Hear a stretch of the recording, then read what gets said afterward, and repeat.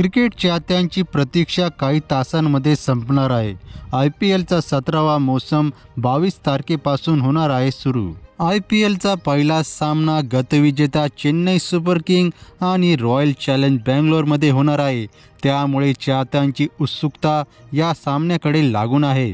रोहित शर्माला कॅप्टन्सी पदावरून हटवल्यानंतर रोहित शर्मा या सीझनमध्ये धडाकेबाज फलंदाजी करणार असं बोललं जात आहे। रोहित शर्माला या IPL मध्ये भारतीय म्हणून रेकॉर्ड करण्याची संधी आहे। T20 क्रिकेटमध्ये रोहित शर्माला 500 सिक्सेस पूर्ण करण्यासाठी अवघ्या 13 सिक्सेसची गरज आहे।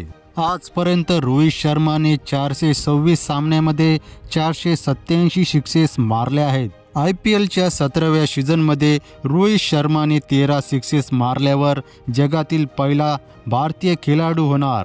आजपर्यंत विराट कोहली आणि महेंद्रसिंग धोनी या दोघांना देखील असा कारनामा करता आला नाही, त्यामुळे 17व्या सीझनमध्ये रोहित शर्माची बॅटिंग पाहण्यासाठी त्याचे चाहते उत्साही आहे। मित्रांनो, अशाच क्रिकेट संबंधित बातम्या जाणून घेण्यासाठी आपल्या चॅनलला करा सबस्क्राईब।